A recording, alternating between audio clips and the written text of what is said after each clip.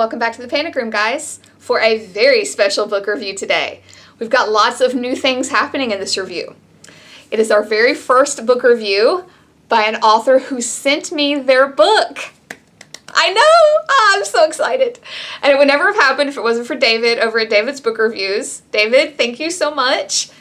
He was nice enough to give my name to an author that he was speaking with by the name of Sonora Taylor. And I emailed her and she was super sweet. She sent me her book, Little Paranoias. And oh my gosh, such an awesome book. But it is going to be our very first Kindle book review. Now, if you watched my book vlog for this, you know that I usually check in every 50 pages, but I thought for Kindle book reviews, we could check in every 25%. So you get 4 check-ins for Kindle books. So yeah, it was awesome. It's also our first collection of short stories, which I thoroughly enjoyed. I thought it was a great way to kind of change up the format of some of the stuff that I read, versus one long continuous story. And some of these short stories, man, one of the best things that I loved about this book was the various formats and types of things that it contained.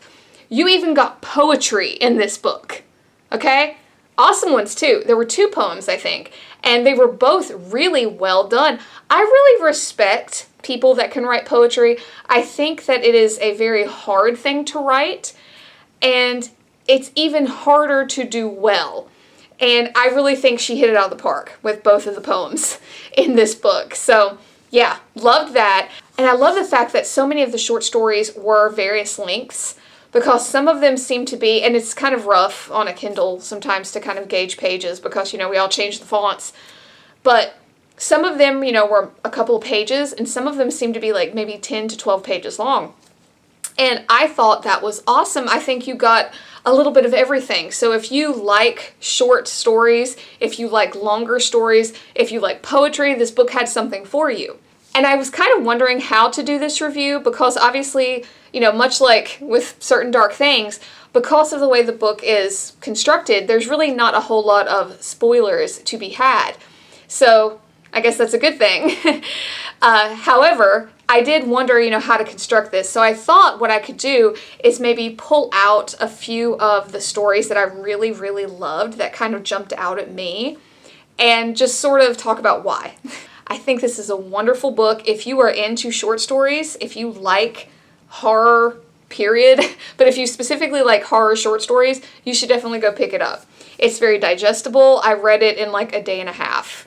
And I think that is both because it was a great book and because it was just easy to kind of consume the stories in small little spurts, so. And I have to say it kind of ran the gamut as far as horror goes. You had some body horror, you had some psychological stuff, you had, even some serial killer kind of things thrown in there. So again, something for everyone. And so let's jump into some of the stories that really jumped out at me when I was reading that kind of just made me go, wow.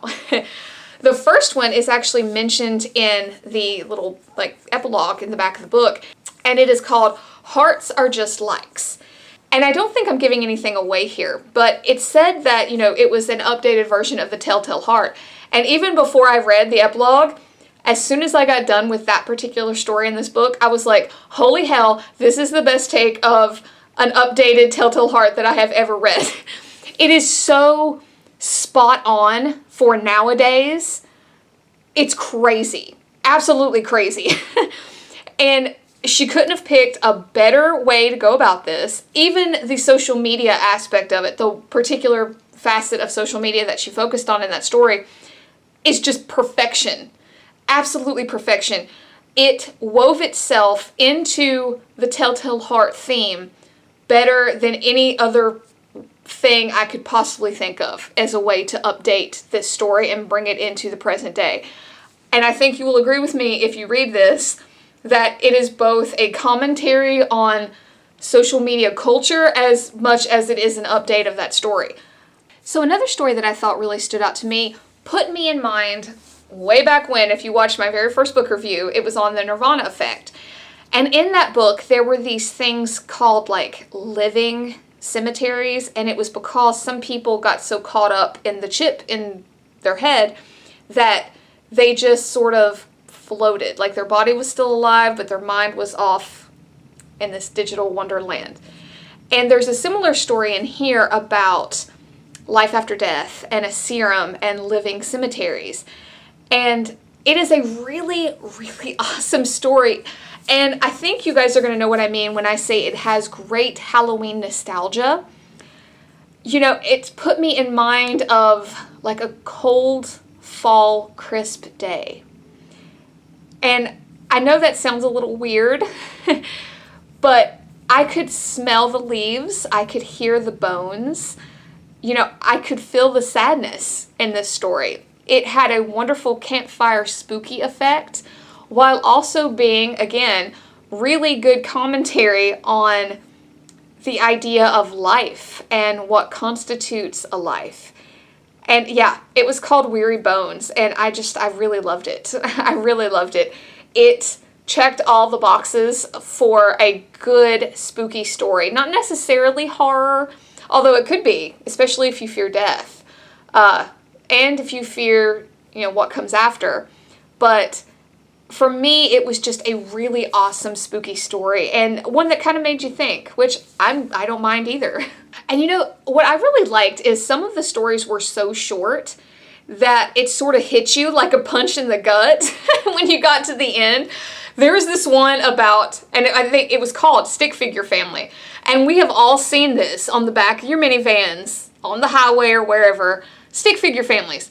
And I loved it. I loved the shift in perspective because we start with one narrator and then it immediately shifts to another one. And that jars the reader, as well as the surprise ending jars the reader. And I will never look at stick figure families the same way again. It was great. So yeah, that was another one of my favorites. So that being said, it is not all sunshine and horror stories. There are some stories that deal with some very hard and deep topics. Things like eating disorders, for example. There is some squeaky squeaky going on in some of the stories. So yeah, you know, if that's something that you try to stay away from, you know, you want to keep that in mind. But I have to say, I thoroughly enjoyed this book. I think it was a wonderful mix that so many people would enjoy. You know, I really feel like if you are a fan of horror in just about any capacity, you are going to find something, at least one of these stories, that is just going to make you feel like, wow, I'm glad I picked this up. So yeah, thank you to David for letting me know about this author, and thank you to Sonora for sending me her book. It was an absolute joy to read. And guys, thank you so much for coming to the Panic Room. This was an awesome review. So many firsts. First Kindle, first author sent book. So many firsts. First compilation. So yeah, thanks guys. Thank you so much for coming to another book review. Please give me a like, subscribe. Let me know what you think of horror compilations in the comments. You know, this was one of the few that I've read in recent years, and I have to say I loved it. So, but yeah, let me know down below in the comments. So again, guys, thank you so much for hanging out in the Panic Room, and I will see you next time. Bye for now.